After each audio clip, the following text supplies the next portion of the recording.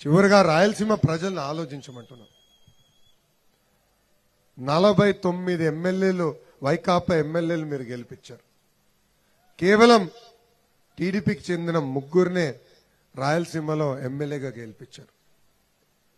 49 ఎమ్మెల్యేలు మీరు కానుగ్గా రాయలసీమ బిడ్డ అని చెప్పుకుంటున్న ఒక వ్యక్తికి ఇస్తే రాయలసీమ ఎంత అభివృద్ధి చెందాలి? రాయలసీమలో ఎన్ని పరిశ్రమలు రావాలి? రాయలసీమ ఇరిగేషన్ ప్రాజెక్టులు ఎట్లా యుద్ధ ప్రాతిపదికంగా అవ్వాలో ఒక్కసారి మీరు ఆలోచించండి. నేను మిమ్మల్ని అందరిని అడుగుతున్నా, గత 4 సంవత్సరాలుగా రాయలసీమకు ఒక్క సంస్థ అన్న వచ్చిందా?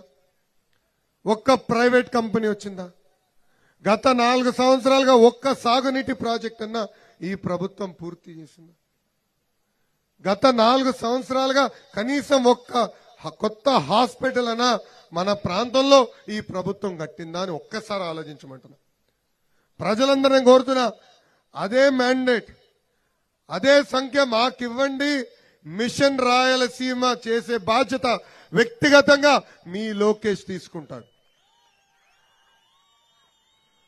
119 రోజులు, 42 నియోజకవర్గాలు, 1516 కిలోమీటర్లు. ఇప్పటి వరకు రాయలసీమలో నేను పాదయాత్ర చేశా.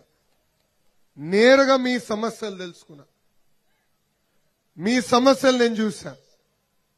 మీ కన్నీరు తుడిసే లక్ష్యంలోనే ఈ మిషన్ రాయలసీమ మేము చేపడతాం. మీరు ఒకటే ఆలోచించండి, గతంలో ఇంత మమ్మల్ని గెలిపించపోయినా సాగునీటి ప్రాజెక్టులు పూర్తి చేశాం. ఎవ్వరు ఊహించిన విధంగా రాయలసీమకు పరిశ్రమలు తీసుకొచ్చాం. పెద్ద ఎత్తున పెట్టుబడులు కూడా తెలుగుదేశం ప్రభుత్వం ఆనాడు రాయలసీమకు తీసుకొచ్చింది. నాడు నేడు ఎప్పుడు రాయలసీమకి అండగా నిలబడింది ఆ పసుపు జెండా, ఈ తెలుగుదేశం పార్టీ.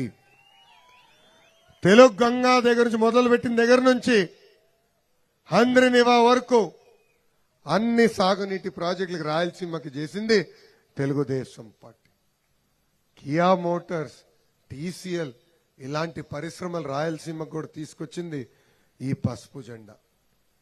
అందుకే రాయలసీమ ప్రజల్ని కోరుతున్నా, మీ కన్నీరు నేను తొడవాలంటే మాకు అలాంటి మ్యాండేట్ ఇవ్వండి. ఎంతమంది ఎమ్మెల్యేలు అయితే వైకాపాలో మీరు గెలిపించారో అంతమంది ఎమ్మెల్యేలు తెలుగుదేశం పార్టీలో గెలిపించండి. నేను తెలుగుదేశం ప్రభుత్వంతో పోరాడి ఈ మిషన్ రాయలసీమ నెరవేరుస్తానని ఈ సభాముఖంగా రాయలసీమ ప్రజలకి మీ లోకేష్ హామీ ఇస్తున్నారు.